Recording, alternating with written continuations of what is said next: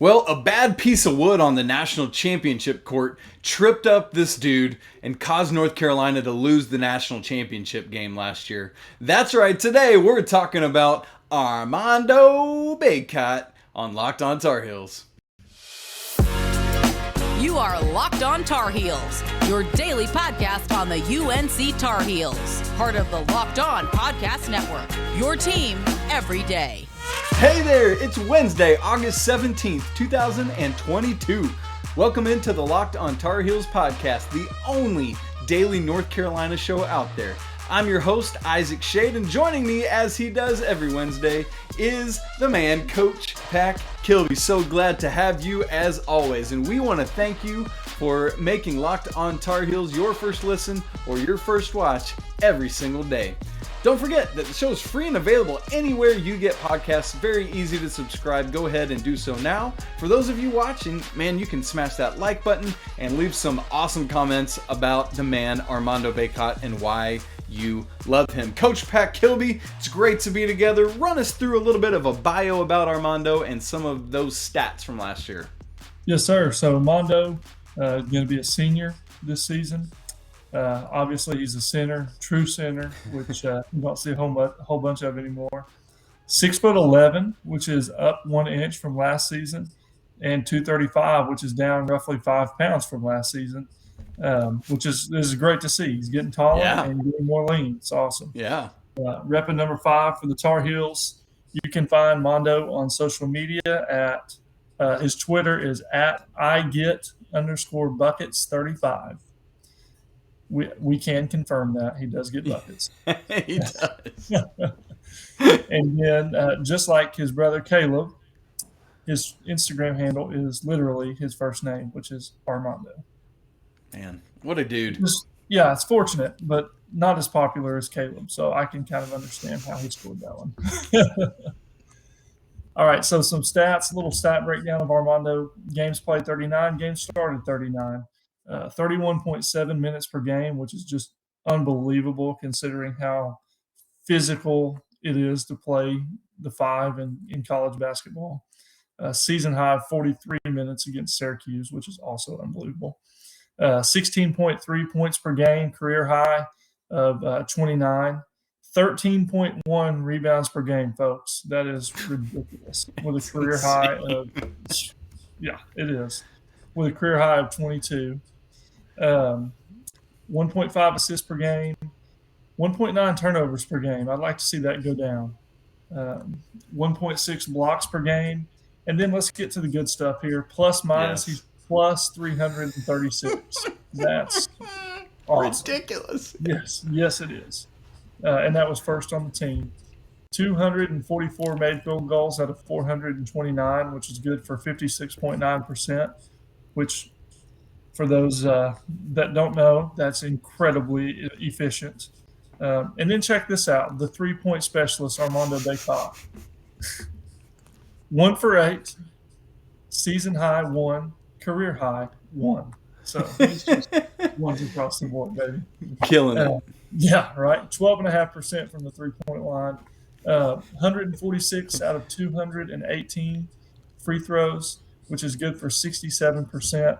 And interestingly enough, the first half of the season, that percentage was a lot higher, and for some reason, that kind of fell off as the season went on. Of course, we all know about his free throw struggles down the stretch a little bit, but I think a lot of that probably had to do with fatigue. I mean, when you're playing so much, it does wear on you, and it gets harder to shoot the basketball. So.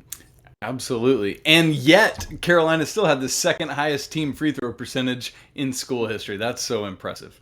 All right, Pack, I've got some just things I want to throw at you, see what your thoughts are about it. So, last season, Armando had a 29-point, 22-rebound game. So, here's my question for you. Is a 30-30 game possible? It's possible. Absolutely. Now, my question with it is he going to play as many minutes with Pete Nance? If he plays as many minutes, it's definitely possible. I mean, the guy is just a knack for rebounding, and rebounding leads to points, so it's possible. but I'm going to say it doesn't happen just because I Okay. think Pete Nance is going to cut into those minutes. Yep.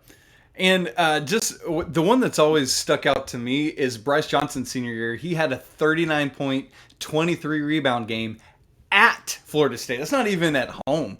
At Florida State. I like this one of those games I remember what I was doing. Like I was breaking down my Christmas tree when Brice did that on a Saturday, I believe it was. And so what's crazy about that is it's like traditionally it's been really hard for Carolina to win at Florida State, and Brice just went in there and just tore it up. Gosh. So, man, maybe a 30-20 game, similar to what Brice did, and it was right there, just needed one more point. Okay, next thing I got for you. Last season, this is probably my favorite stat that he kept doing, is everything with double-doubles, talking about Mondo.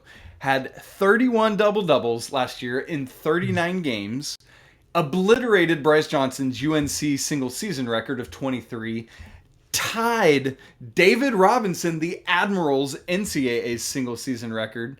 And I've heard Armando talk about several times how frustrating it was when he realized that at the end of the season, because he was so close in a couple games where he didn't get a double-double. So crazy. Then for his career, he's got 49, which is third all-time at Carolina. That's ahead of names like Hansbrough, Perkins, Kupchak, Rosenbluth. I mean, it's just insane. The only two people ahead of him are Anton Jameson, who's got 51, so just two ahead of him, and the Kangaroo Kid, the best, I'm going to call him the best rebounder in Carolina history just because of what he did in a different era in fewer years. So insane. Billy Cunningham had 60 career double-doubles, including a ridiculous streak of 40 in a row that will never be touched. But Armando's only 11 away from tying him. And so what do you think, Pac? I mean, I feel like this is a dumb question, but is he going to be Carolina's all-time double-double leader when he leaves? Yeah, absolutely. Yeah. Yeah, I think he comes, depending on how many games Carolina plays this year, I think he's going to get mid to upper 20s, if not 30s again this year. I mean, it just... He may go break the Admirals record this season. And here's the deal. Here's why I say that. Like, if there weren't talented pieces around Armando, then, maybe we could talk about that, his amount of double-doubles dropping. But, I mean, if you choose to take away Armando, you're giving up something. And it's going to be Caleb Love or RJ or Leaky or Pete or Puff or Dontrez. Like, I mean, that's just – pick your poison. That's not possible. Yep. Yeah. So, long story short, Armando's going to be successful. All right. Here's a rebounding question for you. Last season – Armando became the second Carolina ever to get 400 rebounds in a single season. And then he just blew right on past Brice Johnson's 416 and became the first ever Tar Heel to get 500 in a season. Is there any way in all of God's green goodness he replicates that? No. I'm going to say no. Done. No, I'm not saying that it can't be done. I just don't think it's going to happen. So I do think he'll break the 400s. You think he'll get... So Armando will be the third Tar Heel ever, or the third season a Tar Heel has broken 400, the second person to do it, although he's done it twice. I'm with you. I think he'll be in the 400s. Career rebound... Go ahead. So I just want to say part of the reason why I think that is because Pete Nance is going to be a really good rebounder. And he's, nearly 7 feet tall, and so he's going to eat some of those rebounds up. Yep. So that's my reason. More so than Brady. Absolutely. Yes. He's gonna get more than Brady did on rebounding. Yep. Now, folks, just as a reminder, career rebounds for Armando. He is one of 10 Tar Heels that has 1,000 or more rebounds. He finished last year with 1,001, and he's got this year ahead of him. The career leader in Carolina rebounds is Tyler Hansbrough with 1,219. So Bacot just needs 219 rebounds this year to become Carolina's all-time rebounder. Is that happening, Pat Kilby? Yes, that's happening. Yeah, I mean, barring injury, that's like a no-brainer. He hits that in December or January, probably. January, late January, I'll say. Yeah. Okay, so here's my final question for you. What % do you think that Armando Bacot's ankle was at for the national championship game? And let me I'll give you mine so that I'm not trying to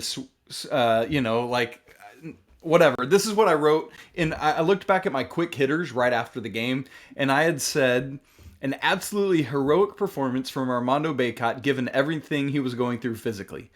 prior to Monday night, I would have guessed that he was going to operate at around 80 to 85%. Seeing him pregame and his labored movements, I would actually put the number in the 60% range. What do you think, Pac? Where do you think he was operating at that night? I tend to agree with you on the 60%. Maybe I may even say 50%. And look, I had the privilege of being there on the team floor visiting with Brady, and Brady was like, his ankle's in bad shape. Like, they're doing everything they can to try to get him ready for Monday night. That's what he kept saying, and he was almost saying it in a way that made me question whether or not he was going to be played. It was like, is he going to play? And Brady's like, oh, they're going to try to get him ready, and so. Obviously, that's the type of game you don't sit out of no matter what.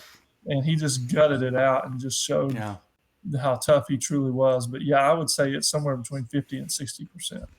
Man, yeah. It was so – were you in the arena when they came out to start warm-ups? Were you already in there?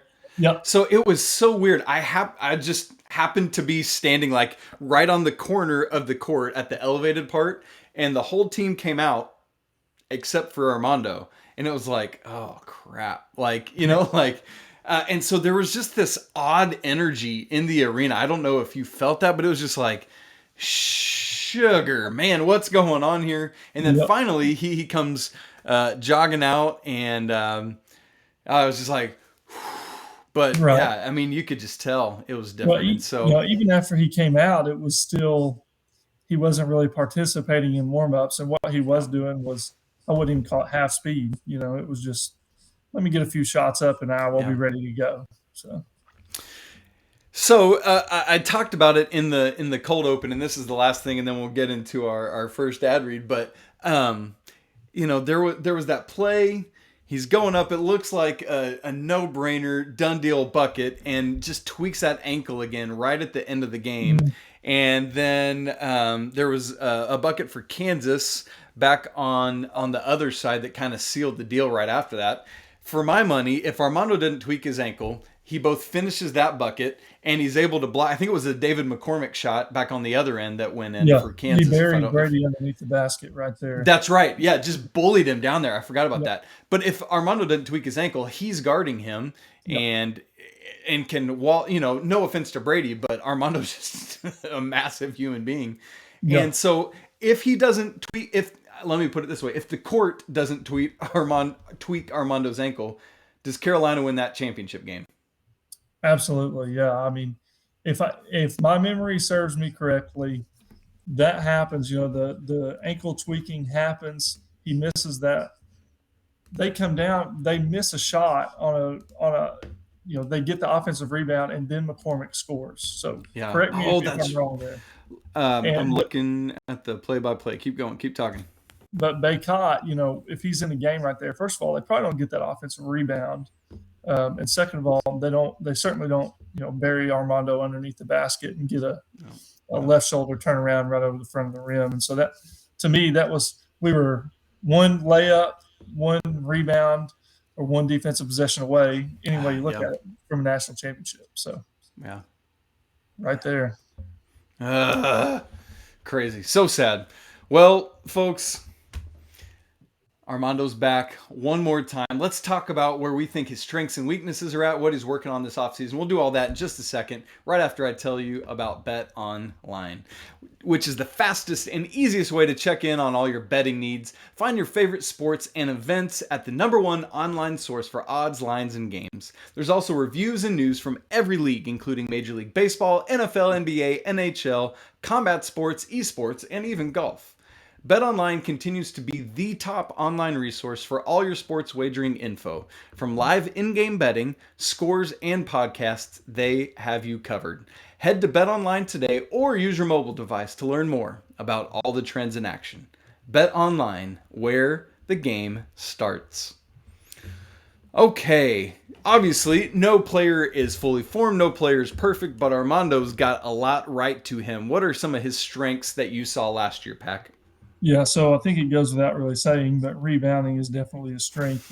And, a lot of people, they think rebounding is like a heart and just a want to. And listen, to an extent, it really is. But there are people that have a knack at it or a knack for it, and he's one of those people. He's just great at reading a ball.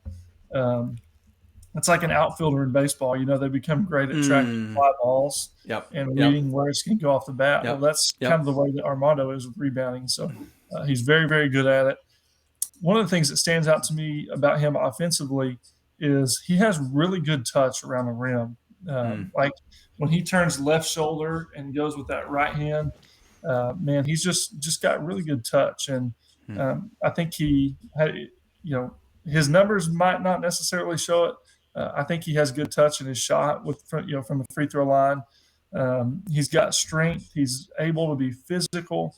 And my favorite thing about him is just he can score in a multitude of ways. And, kind of the mark of a good post player is if you take away their go-to, can they still find a way to score? Do they have a counter? And Armando absolutely does. He can score, in multiple ways from both blocks. And if you guard him really, really well, guess what? He's going to get offensive rebounds and still score. He's honestly unguardable, especially when you consider his teammates around him. So to me, those are his strengths. Yes. What about the flip of that? What about where you want to see him, or what you saw as some weaknesses last year? Yeah, so obviously I think there's room for improvement from the free throw line. I'd like to see him get above 70%, ideally 75%. That'd be great. Hey, quick note on that. If he had made 7 more of his free throws last year, he would have been at 70%. So that's well within reason, Absolutely. to improve and get better there. The other thing that I'd like to see, and it looks like from the roster, what the Tar Heels have put out, this is happening. I'd like to see him get more lean and just be able to be a little bit more mobile and a little bit more explosive. It's probably the word I'm looking for. And so I'd like to see that from him. And then the other thing is passing out of the post, right? So teams they're gonna be sending doubles. They're going to be throwing different things at him, and just being able to find the right guy at the right time out of those double teams and out of those traps, that's going to be crucial. So I don't think of him as a black hole by any means, but he certainly can get more efficient at it, especially given, like you said just a minute ago, the shooters around him. Now, we can all recognize Pete Nance is not going to be the shooter Brady Manek was. Like, we can all see it. We've heard it from inside the program. We know that's a reality. However, he can and will knock it down. And obviously Caleb and RJ are going to do that as well. So then, Pac, let me take you into our Coach Davis and Armando end of season meeting. Hey, Coach Davis, it's Mondo. I heard you wanted to see me to have that end of season meeting. Give me 3 things I can work on this offseason. What would you like me to see me do better my senior year? Yeah, so first of all, reps from the free throw line, right? So 7 free throws away from 70%. We've got to get over that hump. So get reps at the free throw line. And a lot of what that is getting conditioning in and then going to shoot free throws. Like, that's realistic. That's more game-like because you're shooting them when you're tired. And so doing that, passing, right, becoming a better passer, having that vision as a post player, that really only comes through playing. So like summer pickup games, things of that nature are important. You need to be playing as much as possible because that's how you develop vision, and that's how you develop the ability to pass the basketball and find the open teammate, find the right teammate. And then lastly, if he was at one, no, I was just gonna say, if he was at 1.5 assists last year, even if he could just get to 2, if he could average 2 assists a game, like, that would be awesome. And given all the attention he's gonna command, he can absolutely do that. Anyway, keep going. Yeah, and just to touch on that right there, I mean, here's the deal: if he becomes a better passer, then it only helps him. If he becomes such a good passer that teams are like, man, he can pass out, we can't double anymore. Well, who benefits from that? Armando does. So that's just something to think about real quick. Yeah, love that. And then lastly, speed, quickness, explosiveness, agility, being in the weight room, becoming more lean, becoming more explosive, I think only helps Armando become a better player and maybe get some more buckets in transition, easier buckets that he doesn't work as much for.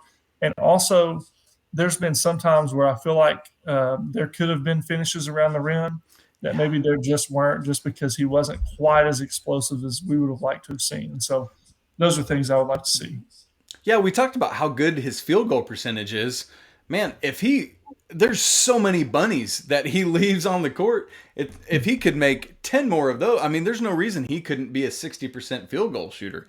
Easily, I think he could do that. Just got to finish around the rim more consistently. Yeah, you talk about that speed and quickness and explosiveness as dangerous as he is in the pick and roll game on offense. I think he's that exploitable on the other side. And we saw that in the first game against Duke last year, where he picked up those 2 quick fouls while he was guarding Banchero, the number 1 pick in the draft. Like, he just couldn't match up with foot speed and staying in front of him. Whereas Brady, who is known as a weak defender, who is known as not very quick, I thought did a much better job staying with and in front of Banchero. And so some of that, I really think Armando can get there, which also leads to my big thing. If I'm Coach Davis, I want to ask him to watch his foul troubles. He fouled out 5 times last year, the most, more last year than combined his first 2 seasons.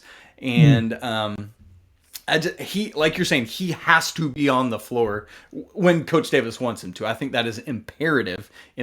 Now, granted, he was a focal point of every team last year, trying to come at him and get him in foul trouble and off the court. So there's that to be said as well.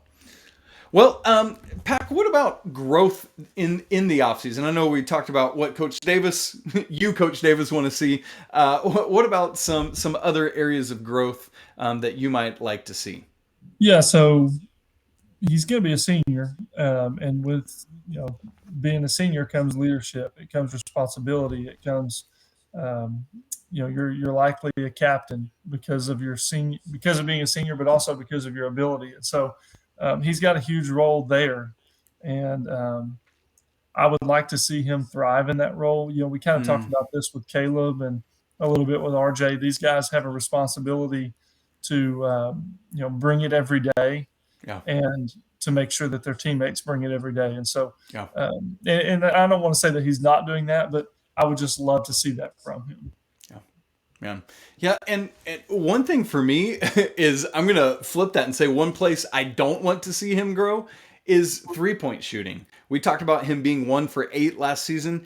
I know that is what is going to get him drafted, being a better shooter. But given the talent around him, Carolina is a better team if he stays in the post, other than when he's coming out for pick and roll or maybe a 10 to 15 footer, just baseline or mid-range up near the top, near the free throw line, whatever that might be. But stay down there. Let your shooting be a professional pursuit in the next year or two. Do what you need to do in the post so that you can have that floor spacing with the other 4 people on the court with you. That's kind of where I'm at with the 3-point shooting. And I know that's probably not a popular take on that, but that's where I'm at with it. Do what you do best. Help your team win. Yeah, and look, some things aren't all about the popular takes, and I agree with you. Players have got to learn to play to their strengths, and I do think for the most part that Armando knows what his strengths are, and he plays to those. And I tend to believe that Coach Davis knows that too, and that's we're going to see a lot of him in the post. And although they say he's working on that jump shot, I don't think we're going to see a whole lot of it on the court. Well, I sure hope not. I agree. So let's talk about what role we expect him to play this year. Yeah, I think it's at least 30 minutes a game. Maybe give or take a little bit. They may spell him a little bit more. Let's put it this way: he averaged 31.7 last year. Above or below that this year? Below. Okay. I think it's going to be. I think probably 30 is hitting the nail on the head, or give or take just a little bit. But I don't foresee much more than that. And obviously the role he plays on the court in that 30 minutes is he's the best player on the team. He's the focal point of our offense. He's the focal point of the other team's game plan. He's the captain. He's the leader. So he's definitely got a lot on his plate. And Coach Davis, I'm sure, expects a lot from him. Tar Heel Nation, expects a lot from him. The media is expecting a lot from him. I think Yes. at this point he's probably the betting favorite for National Player of the Year, or at least right there with Oscar from Sheboy. Kentucky. Yep. Yep. Yeah, absolutely. And I think what that translates to is he is one of the faces of college basketball, along with Sheboy, along with Drew Timme, probably. He is the face. No offense to Caleb Love, no offense to RJ or Leaky. He is the face of Carolina basketball right now because of all his NIL exposure, because of all the phenomenal things he does in the community. Like, he just did a backpack drive with Jimmy's Famous Seafood up in Baltimore this past week, like stuff like that. And I think he embraces that, right? Not in a, hey, look at me, I'm awesome, prideful sort of way. He just like, this is the role I'm called to play. I'm leaning into it. And I think that's great. And I hope that takes pressure off some of the other guys too. Him doing absolutely. That. And you know what's cool about him is he just loves Chapel Hill. He loves Carolina. He's a great recruiter. Like, you know, if professional basketball doesn't work out here in a few years, like, we got a spot on staff for him, right? Yeah, absolutely. Or as an agent or whatever it is. So what about how we talked about that playing time? Who are some of the people coming in that are going to affect that? Pete Nance is first and foremost because he has the ability to play the 5. And when I say affect that, I mean in a good way, right? So he can rest a little bit more. And, you know, the other positive to Pete Nance coming in is if Mondo does find himself in foul trouble, we at least have a little bit of a saving grace at the 5. And then, you know, Jalen Washington can play some 4/5, and then Will Shaver can play some 5. So I don't really see those last two, you know, really affecting his playing time, but they could. Yeah, I think Jalen more so than Will, from just what it seems like, at least in terms of what contributions will be this year. And so I think Jalen could be a huge X factor depending on how quickly his health escalates and how ready he is to go. I think would be a big factor in Mondo getting closer to that 30-minute threshold you're talking about than the 32, because if Pete's able to slide over to the 5, let Jalen play some big time minutes at the 4. That's a big thing there. So let's look then at Mondo's floor and ceiling. As we always say when we're talking about this, we're assuming health, that he has a healthy season and is good to go. So assuming he's healthy, what is Armando Bacot's floor? Look, to me, you know, this might sound crazy. Some of y'all might be like, wow, this guy's out of his mind. But to me, like, his floor is first team all ACC. I don't foresee it being any worse than that. Second team All American. Like, that's how good this guy is and how fortunate we are to have him. Like, that's his floor for the season, in my opinion. No, I don't think that's crazy. I mean, we saw last year. I mean, you're spot on. Because one of the things to keep in mind, people, is the how well your team does directly impacts where you fall on these postseason lists. And even with Carolina kind of being mediocre for a lot of the season, he wound up third on some third team All-American lists and was right there for ACC Player of the Year vote. And so I'm with you, Pac. I think he's got this crazy high floor. Now, if we got a high floor, I got to imagine we've got an even higher ceiling. Where's that at? Yeah, so I've got, you know, first team All-American, ACC Player of the Year, potential National Player of the Year. Like, in my mind, it's between him and Oscar Sheboy from Kentucky. Those are the two best players to me. You know, you throw Drew Timme in there possibly. So his ceiling is just ridiculous, right? It's all the accolades. It's like the Tyler Hansbrough type senior season, right? He gets an Addy and he wins all the awards. So I could foresee some of that for Armando. Yeah. And hopefully, unlike Tyler's senior year where he started out injured and just never quite got to the level of when he was the National Player of the Year his junior year, Tyler never got there. So Armando, don't quite follow that path. Yep. That would be great. And by the way, looking back, are we serious with Alondas Williams winning ACC Player of the Year? Can we fix that? Come on, people. All right, Pac, bold predictions, what we're most excited for, and let's get out of here. All right, so my bold prediction doesn't necessarily affect this season, but I'm just going to lay it out, okay? I think that Armando Bacot will return to North Carolina for a 5th season and be a super senior. Now, I'm going to explain why so that, all you people aren't calling me nuts. Armando's game isn't necessarily conducive to the NBA. I think we can all agree with that. Armando's likely to make around $1 million out of the University of North Carolina this year through NIL. And if you look at it, it's kind of like what we talked about last week with McKoy. It's another year of free education. It's another year of playing the game that you love to play. It's likely another $1 million that you won't be making if you leave for the NBA, because unless something changes, I don't foresee him being drafted. Just going to be honest. As good as he is, I don't foresee that. No. And so, and then, he loves Chapel Hill. He loves the University of North Carolina. I mean, he's cemented already, but one more year, I mean, seriously, like no one will ever reach that rebounding record. No one will ever touch what he's done at North Carolina if he stays for 5th year. And I think all of that together just makes it so enticing that he stays. Whew, that is definitely a bold prediction. And boy, if it comes true, we are keeping this receipt and coming right back to the last minute of your life, Pat Kilby. That would be incredible. What are you most excited for in Armando Bacot's senior year? Is there really one thing that I can narrow this down to? I mean, he's just so special. He's awesome. But, as a fan, look, here's the deal. I think that Armando's virtually unguardable. And I say that because of the cast that he has around him. And if you do scheme up some way to guard him, he's just going to beat you on the glass and still find a way to produce wins for the Tar Heels. And so I love that about him. But then, as the person side of him, I always love to throw that in there. He's so likable. He has a great personality. He gives back to the community. He loves the university, and just love having young men like that represent the program.